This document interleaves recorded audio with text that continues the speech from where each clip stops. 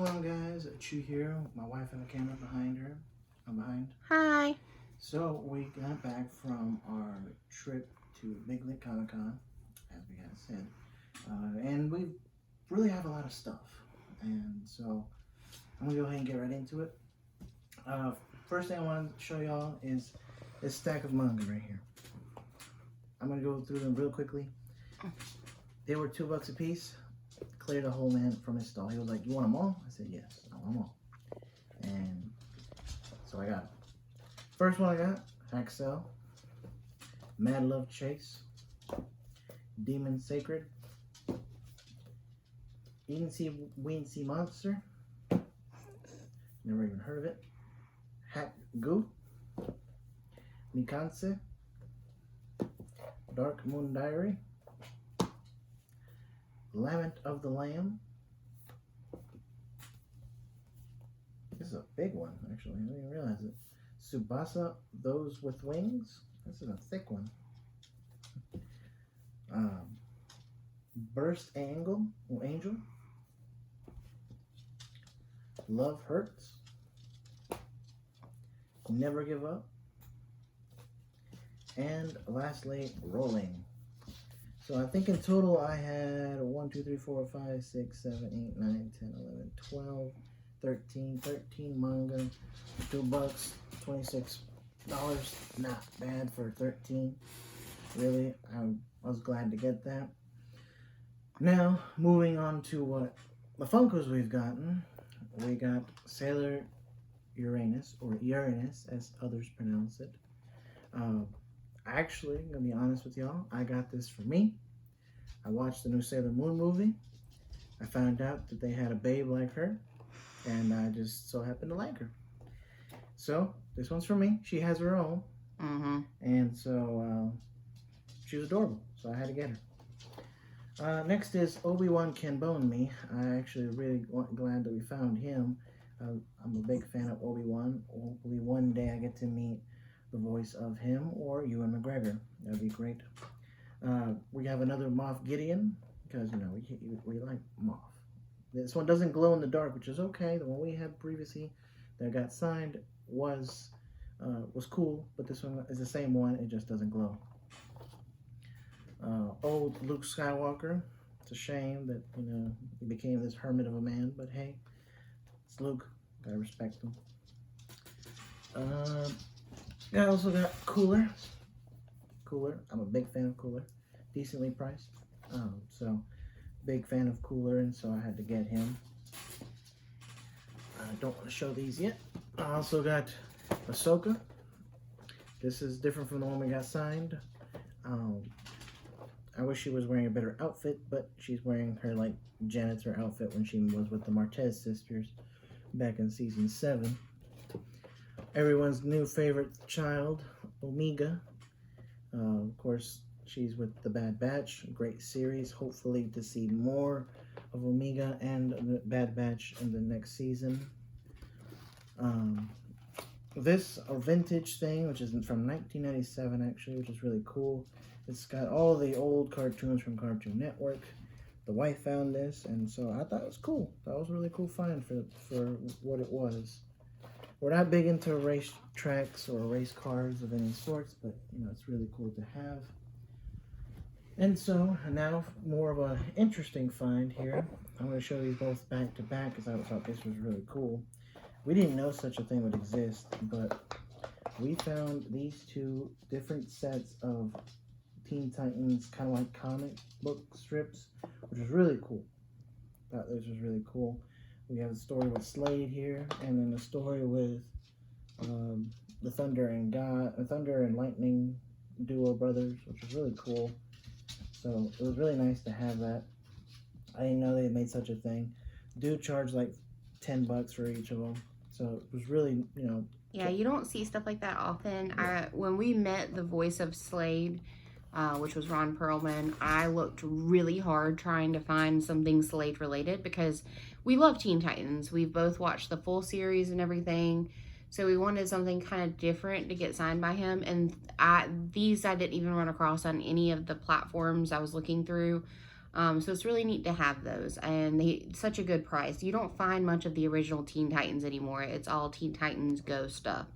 So we both really enjoy getting these. What year were they made, sweetie? They were made 03. 2003. So yeah. So 18 years ago. Yeah, so that was really cool to find. I was really glad to find that. Some loose figures here. Finster, big fan of Finster. So to find him out in the wild was really cool. Also, another one is Goku, a Goku statue in his Super Saiyan blue hair. Sorry, but that was cool. A bag of $10. It's got a mixture of all a bunch of toys from other Power Rangers. I think even a random Optimus Prime is in there. For $10, I can't say no. There was actually several little loose figures that were like $55, $30, and I saw like, look, I'm gonna get that. It's $10. Dude didn't believe that that's what they priced it, and so not my fault. That's what they priced. But this one right here, this is childhood right here for me. I had to get this. I told my wife, I was like, look, you're not gonna judge me for getting this, are you? She said no, and so therefore I got it. Wasn't gonna stop me. I just wanted to basically be okay with her, or have her be okay with me getting this. But I'm a huge fan of the Gold Ranger, and so seeing the staff, I had seen people like at conventions getting it signed by Jason, but they always had it outside the box, which I didn't understand why. And they were grown men. But for me, it's like I wanted to have this because I thought he was just an awesome Ranger, and so getting this was awesome, and finding it. And it even has the original stickers on it, which was like $20, 20 plus years ago. So it was really fun to find this. What year did that come out, honey? This came out in, if I'm not mistaken, 96. Yeah, 96. So, yeah, finally getting it. I have a dragon and dagger. Now I have the golden staff. Now I need to get a Saba at some point. A Saba saber. Yes. And then you'll be complete. Yes, with those. Sailor Moon, as you already could tell, we're both fans of Sailor Moon. Her more than me, obviously. We got 3 of these. We have a Chibi Usa, a Sailor Moon, and Sailor Mars. Correct? Or Mercury. No, Mercury. Excuse me, sorry. Mercury. And they were cute. We got them from a stall from a guy named Frank. Yes. And he was really nice, and you know, I'm glad that we were able to get those. That was really nice. But those are all the finds we got that were interesting. What we're about to show you now is what we actually met the people. Yeah, that was all extra stuff. Yes. So I'm gonna start off kind of like in a peculiar order. I'm gonna start off with Joey Wheeler. Met the man himself, Wayne Grayson. Very short meeting. I'm not gonna say he wasn't the most personal guy, but he was really nice. Actually found this Funko at the convention. I wasn't thinking about getting anything signed. I was just gonna find something off his table and get it signed there. But we were able to find this, and he was like, "Hey, I know that guy," and he signed it. So it was really cool to have him sign a Funko Pop. And there's Messi. Hi, Messi. Being Messi again. And so having that was really cool. And sticking with Yu-Gi-Oh, we met the voice of Valletta, but she's also the voice of Maya in Yu-Gi-Oh. For Megan, I forgot her last name, and I apologize. But we met her, and she was really thrilled to see this. She actually put our names on it, and she said, "All my best wishes, romance, action, Code Geass." That's what she put on there. So it was really nice to meet her. She was really a little more personal than Wayne, but it was still nice nonetheless to be able to talk to her. Going now to a different fandom, we met Emily Swallow, the actress that played the Armorer. She's technically the voice actress too, because you can't see her outside the suit. Right. And so she was actually really cool, really nice, and it was just nice to just see a badass person, a character, in The Mandalorian. And of course, she wrote "This is the way" on the Funko. Yes, and now if you guys see another doggo on the bed, it is this is Peanut. Yes, Peanut wants. Sorry, we have 3 dogs. Yes, and so she wanted to be there. Save these 2 for last. Actually, no, they're together. But we met Ross Marquand. He's Aaron in The Walking Dead, and he's also the Stonekeeper in the Marvel movies of Endgame and Infinity War. So we got this, and of course he broke the famous quote of a soul for a soul. And he was really nice. Super personable. Super nice. Super funny. He definitely tried to make his fans feel included. He I don't know, man. He was just really, really nice and funny. He took our phone and he was like taking selfies and everything. And yeah, you'll see that if you guys missed it, you'll see that in the actual vlog. But he was one of the most funniest guys there. Really nice. Like, there was people in front of us, and he tried to include us in the conversation as well. So I mean, when people do that, I just think that's awesome of them. He did tell us that he's ready for the show, for The Walking Dead to end. We are days from tomorrow, actually, or 2 days from now. From recording this, whatever.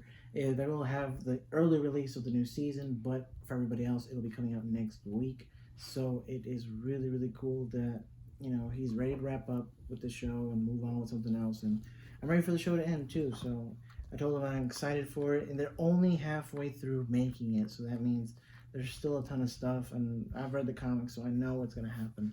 So I'm looking forward to it. Another cool thing is that Ross Marquand is actually in the new.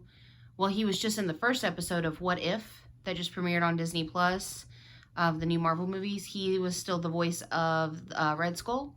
So that was neat to have met him and then see that first episode of What If and see his name there. And I'm like, oh, we met him. And so now moving on to what was the longest line, but in no way anywhere near what we are used to. We met Johnny Young Bosch, and so I want to show these 2 together. I had Code Geass, kind of like the same poster style for Valletta. I had him sign this where it was like join the rebellion. Really quick, something that I did not know was that in the movie, when there was that scene where there was looking to be like meteors coming from this space coming into Earth, those were actually Code Geass powers that were going into people. That's why he was out there looking for all of those Geass users, which is an interesting mission. I will say that I was very surprised that that's what he was doing, but he knows that because the director told him, and that was something I had never even heard of. So hopefully we'll have him come back, voice it again. I'm sure he'd be willing. He said he would be. So I'm looking forward to more Code Geass. But my wife, she's a big fan of Sailor Moon, as we've already established that several times already. But she's a fan of, and if you guys did not know, Sailor Venus has the cat Artemis, and he voices Artemis. And of course, him being him, which he's funny, he's like, do you want it signed anywhere? Like, what do you want it to say? He's like, oh, just sign it. And he's like, okay. And he writes meow. So really nice of him to sign that and just being part of that franchise as well. I thought that was really, really cool.